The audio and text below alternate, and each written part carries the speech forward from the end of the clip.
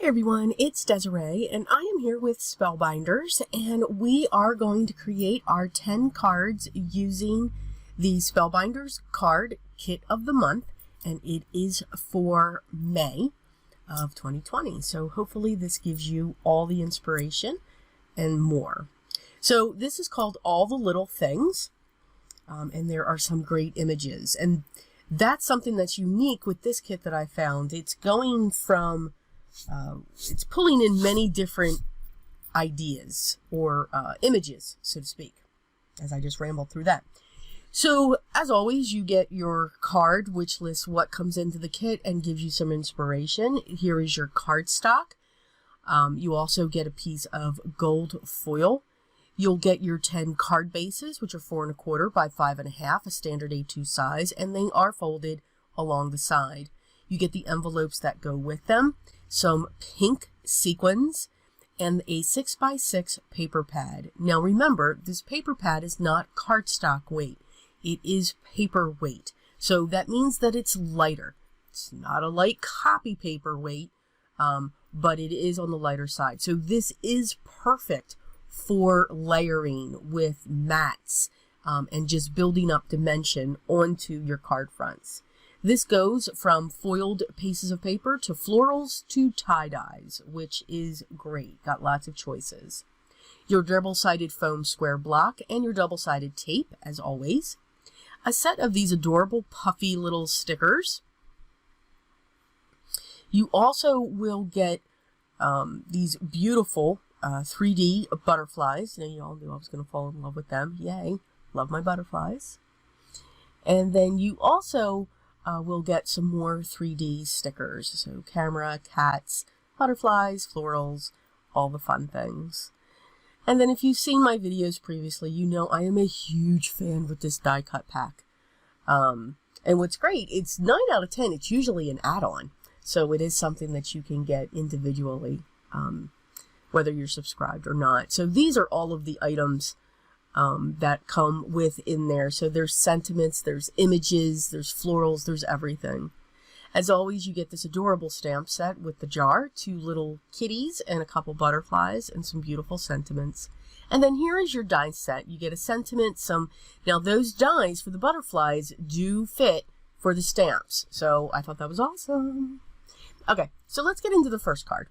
So again, I really speed these up because I want you to see everything. I want you to see the whole process. So yes, of course, vintage photo does come into play. And for some of the cards, you will see it often. So I'm going to use the double-sided tape. All of my pattern papers have been cut down to 4 1/4 by 5 1/2. So I'm using them as the backdrop for my standard A2 size cards.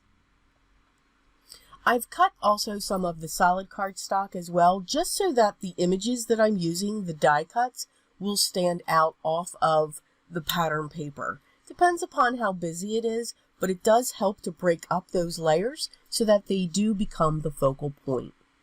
So I've pulled in a sentiment that is a speech bubble, and I'm going to prop up my butterflies, just putting some double-sided foam on underneath each of the wings, and then I'll be using my liquid adhesive down the center. Yes, I'm pulling out my cards so that I can spread them in front of me.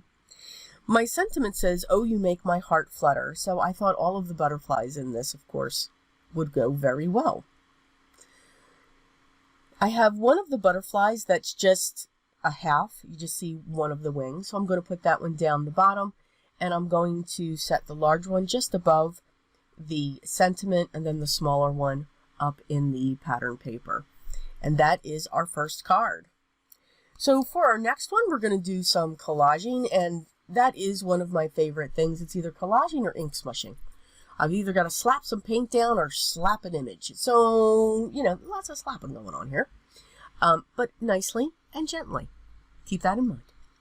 So I grabbed that beautiful, it's like a tie-dye watercolor effect there. I also cut another piece of solid cardstock, and I'm going to set that down on the bottom left-hand side and build my elements from there. Again, I'm one that I like to put things on an angle or offset them. I really am not one to put something in dead center. It depends upon actually what it is, but very rarely do I do that. For some reason, it just doesn't look right to me. I don't know. Could just be me. Just saying. But I do like just the difference and making someone's eye draw down to make sure that they are focusing in onto the focal point. Now, this one, of course, does not have any vintage photo. I know, surprising. And really, I'm using one of the images as the sentiment. Our life, our story. One of the things that I do enjoy about this kit is I very rarely, excuse me, will put a sentiment. I like having note cards because I am one to remember a card at the last minute and not remember at that time. So I'm always scrambling. So by not putting a sentiment, I leave it open to put any sentiment that I would want on each of the cards. For our next one, I'm using again one of the pattern papers and a piece of the solid cardstock as a strip to break up those stripes. It kind of will calm them down just a little bit. And just a few of the die cuts, mainly that big, beautiful watercolor floral. And then I'm going to have these different in the pink and the greenery coming out from behind it. I will add dimension to the floral piece after I adhere down the greenery underneath. I thought the accent of the green and the pink coming up underneath it would actually help accent that floral. And again, no vintage photo. But again, you will see it. Trust me. I believe it's the next card. What's great about the double-sided foam squares, you can use the entire block. So it is very much usable throughout your entire kit. I'm going to set that down. Of course, I had to look at different angles, not sure why, but we finally go back to where we are. And I'm going to use the sequins as the center of my flowers, just to give it a little bit of sparkle. I am using a wax pencil to pick up my sequins and set them in place. As always promised, here is the vintage photo. So again, using the pattern paper and also a piece of solid cardstock just to offset those pieces, I pulled out from the die cuts a couple stamps, a book, a statement, and then this envelope. So I want it to look like these pieces are going to be coming out of the envelope, not only the florals that are sitting there, but these items as well. So as if somebody opened it and pulled them out. Again, I'm going to set that onto an angle onto the front, and it's going to come from the bottom right corner up into the left hand corner. I will use the combination of my liquid adhesive, which is my art glitter glue, along with the double-sided foam squares for the envelope. So I'm just having fun placing the colors. And again, remember, when it comes to our pattern papers or our kits, everything that's in the kit is made and designed to go together. So when you think a color's not going to go with it, it will. Same thing with the paper pad. Everything is geared to go together. So don't be afraid to throw these different images on top of each other. For our next card, I used the purple wood grain, and then I took another piece of the pattern paper and cut it on an angle. And now I'm going to take a solid square that's going to sit right on top of that. Now again, when it comes to the measurements, the only thing I'm really measuring is the backdrop, the 4 1/4 by 5 1/2. Other than that, I'm just cutting down pieces to see what works. And I believe that green solid piece is 3 1/2 by 3 1/2. And now I'm just setting my pieces. So I figured with the one kitty that had the butterfly that he's trying or she's trying to catch, I figured I would pull in excuse me, or leaning up to catch a butterfly, I figured I would pull in one of those 3Ds just to finish that off. For my next card, as I said, I fell in love with those butterflies. So I'm making a frame with the first piece of pattern paper, and then I'm setting a very light floral pattern in the center of it, and I will set the butterflies on top of those florals. I am choosing 3. I do like the number 3. To me, it is more appealing to the eye, or an odd number, so to speak. I added the sentiment from the die pack of kind. For the next one, I thought these cats were absolutely adorable, and they are, remember, in the stamp set as well. So that's something that's nice too, that your die cuts will actually resemble the stamp set as well. I'm using this really bright pink to pull out those pink colors that are sitting within this pattern paper. And I'm going to set down the 2 little cats here. One of them I'll be using my double-sided foam squares. Set that in place. And then I'm going to use the 3D tag, and I will add a piece of twine onto that tag just to give it a little bit of texture.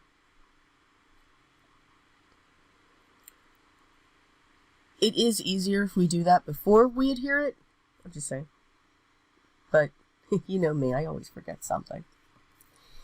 I was very intrigued by this tie-dye watercolor page and all the bright colors. So this just made me think of summer, ice cream, and all of those bright colors. So I pulled out those die cuts with the ice cream cones and the strawberries. And I chose the sentiment, always on the lookout for a good time. Who can't have a good time with strawberries and ice cream? Hello? I know I do. Probably too much of a good time. Yes. But it's very well enjoyed. I made sure to push that down into the bottom right hand corner because I didn't want to lose all of the tie-dye effect of this card. I wanted that to come into the background as much as possible. I did add some vintage photo to the strawberries just to help them because they were kind of close to that pink background, and I didn't want to completely lose them on that page as well.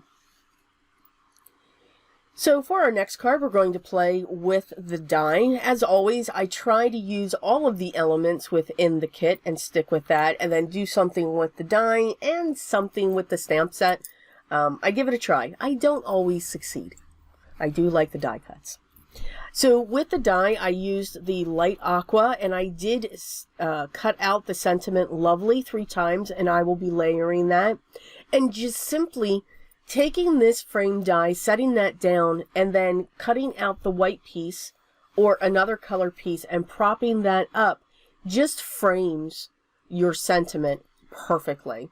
So something so basic, not intricate and elegant, can really help make your sentiment stand out. Again, I'm going to layer that 3 times just to give it even more dimension than what I'm adding with the double-sided foam square block. And I did use the same color that I used for the background of the die that I cut as well. I'm going to set that right in the center of the white die cut.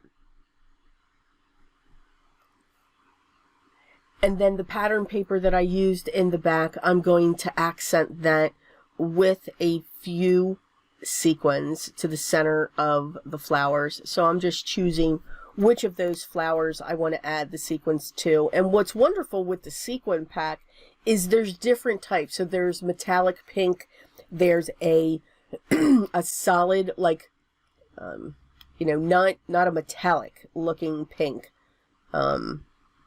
It's not matte either, but it could look like that. And then there's a lighter version of that, of a solid color.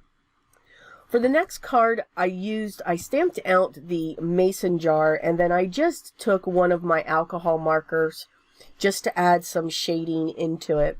I'm using I stamped the butterflies as well. Now remember, what I had mentioned before, in the die set, there are butterfly dies, outline dies. They match the butterflies in the stamp set. So I stamped those out multiple times, and then I just chose one alcohol marker, no need for shading, and I just put it into the center of each of the butterflies. And I just flicked it going out, so the edge of their wings are white. Now, you could use multiple colors, and again, I just wanted to do something quick. And you can use any medium that you like, whether it's watercolors, watercolor pencils, or colored pencils. Use what you like best. I'm going to set these down using my liquid adhesive and also my double-sided foam squares. I did choose to stamp 3 of the solid butterflies and put those into the jar as well, so it's like they're coming out of the jar, and inside it's just the shadow of those that are about to come out. And throughout this, I will add lots of sequins just to give it lots of sparkle. And yes, I'm making noise because I'm putting these back in my bag. And again, I am using that wax pencil. I think they are, I love my wax pencil. I think it is wonderful. And I saw that from another favorite video series that I love watching on YouTube.